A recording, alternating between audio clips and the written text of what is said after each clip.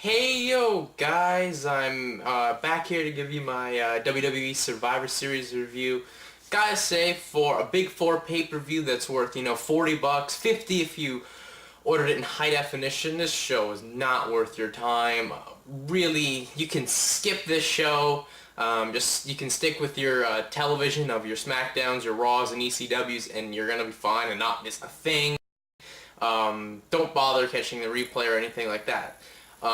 Anyways, awful pay-per-view, really disappointing from the WWE. I mean, they couldn't go 4 for 4. They went 3 for 4 on the big shows. I mean, this is like one of their worst pay-per-views they've done, right there behind Night of Champions.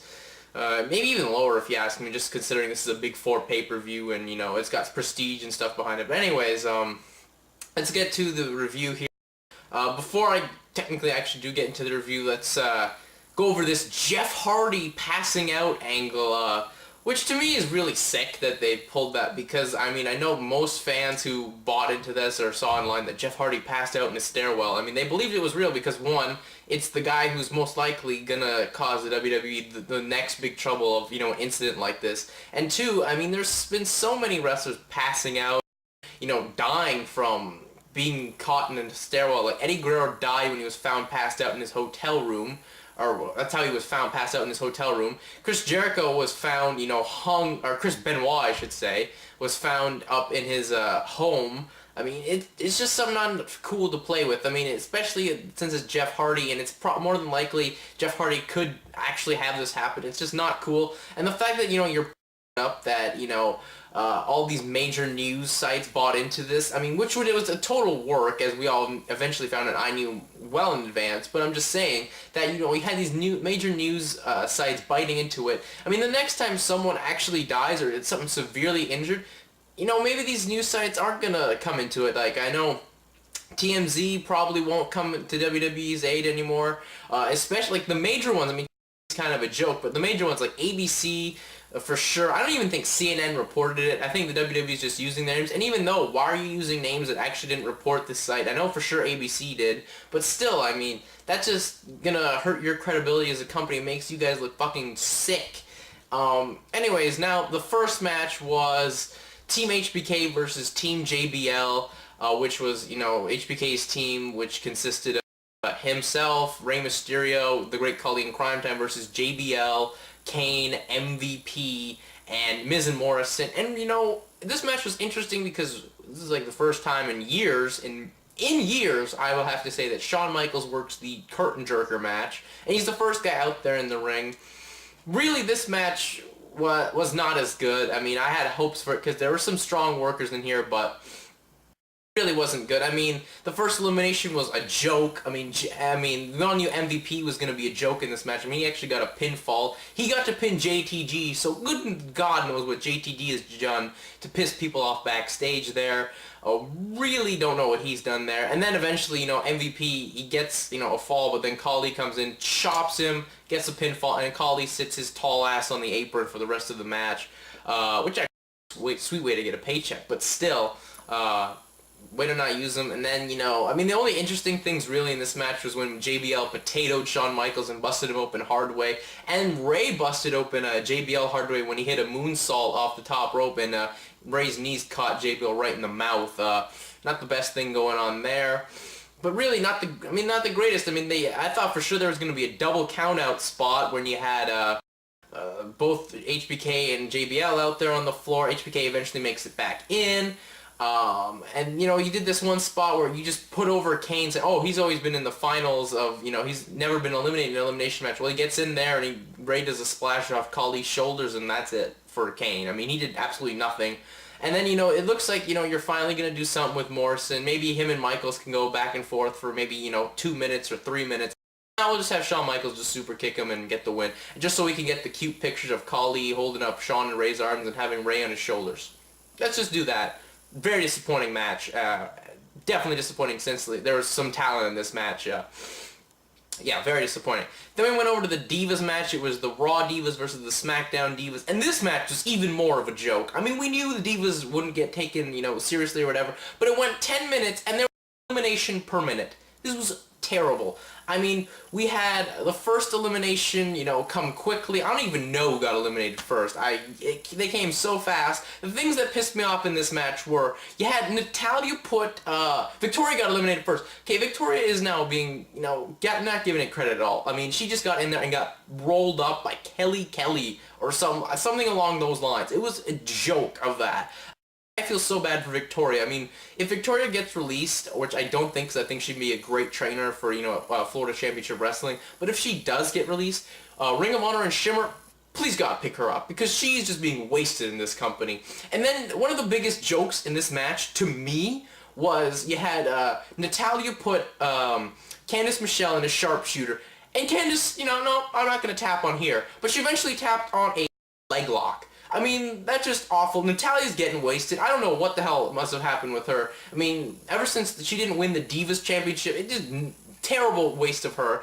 I mean, with the exception of Natalya, Michelle McCool, Beth Phoenix, Mickie James, and I will say that's about it. They all looked fine. Maryse, for a minute, looked cool in the match, but still, no. Maryse, only thing she did was when she hit, the backward thrust kick to the spin kick to the back of, I believe, Beth or Mickey's head. I can't remember whose head, but so that's the only moment she looked good. And she was the focal point of the match, Maryse. She was supposed to be the cool person.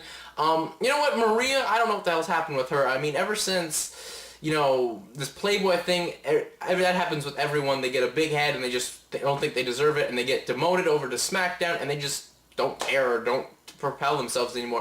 She used to be okay in the ring. I mean, she used to actually, try and give it her all. And I thought, she's gonna, at least try a bit in a match. No, she forgot how to fucking do a bump into the corner. I mean, that is just, like, day one of training. I'm pretty sure I can do a bump into the corner.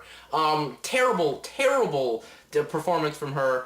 Really disappointing. And, way to waste some of the talent you had in this match. Just disappointing. And, I mean, you had Beth get the win, and she the sole survivor, but I mean, at least Beth got to stay dominant, and that's the only good thing you can take from there. And then we went to the next match, which was the casket match.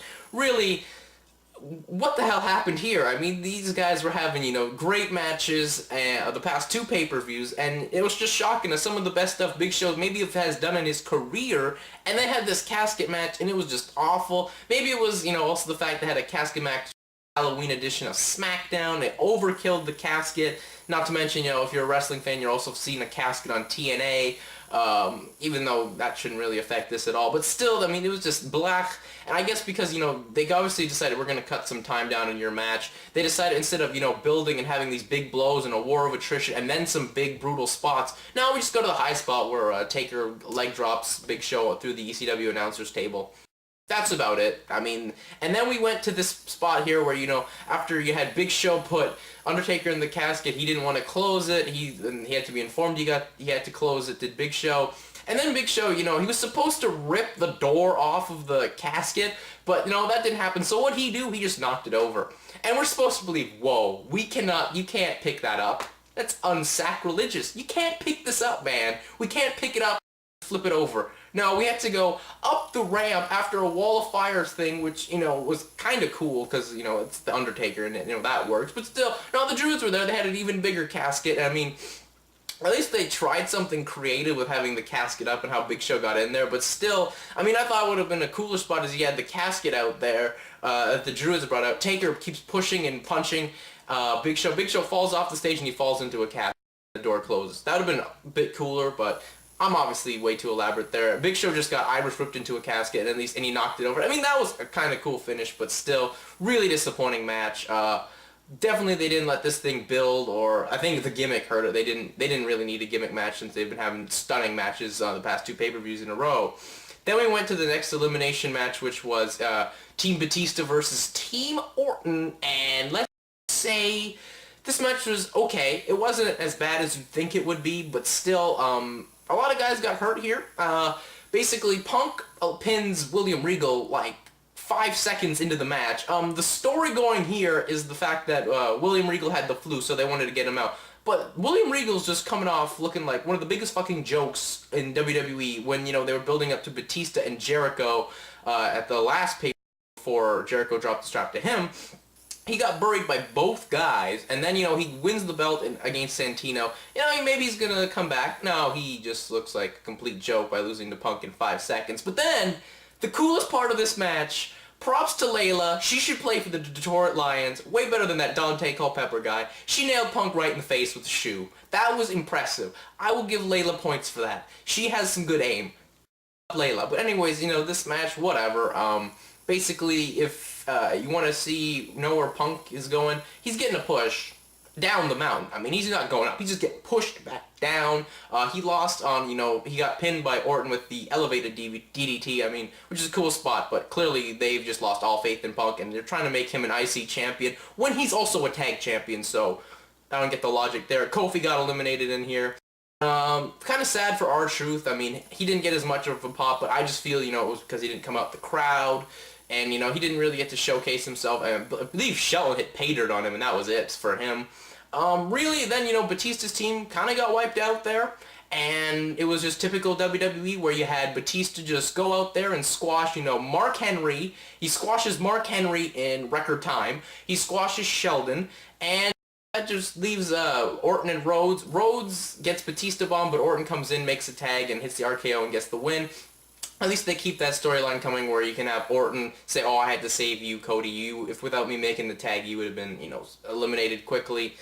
Anyways, that was fine. At least they have that going. But still, I wish Orton would have been able to, not save him and, be the sole survivor as, he continued into that trend. But anyways, then we move over to the title match. The WWE Championship is on the line here as Triple H defends against, Vladimir Kozlov. Since since Jeff Hardy, he's not coming. No, he's not coming at all. But yet, when we had the scramble matches, we were able to find a replacement.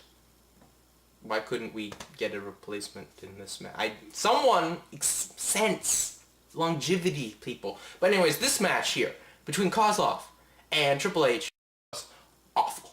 This was some of the worst 12 minutes that I'm never going to get back again. This was atrocious. Kozlov isn't even, ready to mid-card on Florida Championship Wrestling. Kozlov needs a miracle, he needs some serious training, and I don't even know what the hell he was thinking. The thing that also pissed me off is we're supposed to believe that Kozlov is this Sambo amazing champion, which I do believe he has a background in Sambo, he actually be a champion, but yet Triple H, the great Triple H, he's able to out-wrestle a Sambo guy. Fuck, Fedor Emelianenko just lost, last week to a guy in Sambo. That right there. And then Kozlov gets out-wrestled by Triple H. This was just an awful thing. Triple H was trying really hard to make this seem important.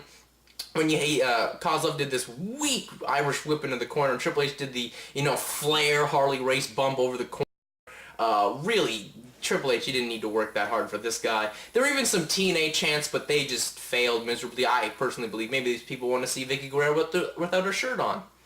Maybe that's what it was to me. To me, I don't think any people really watch TNA in Boston. Who the hell's from Boston? Anyways, really, this match was awful, and then you had, Vickie come out and say, he's here, and it was Edge, and people were like, yes, thank you, Edge, for saving this. We hate you, but thank you. Thank you, Edge. Yeah, so he came out, and, he got the spear, and then Jeff Hardy makes the run out of nowhere, and, he's able to clock Triple H in the head with the chair. Where is there no disqualification also? What the hell happened to DQs? We had, I believe, on the last pay-per-view, or Cyber Sundays, Santino got disqualified for Beth Phoenix tripping the honky-tonk man, but no, we can have that.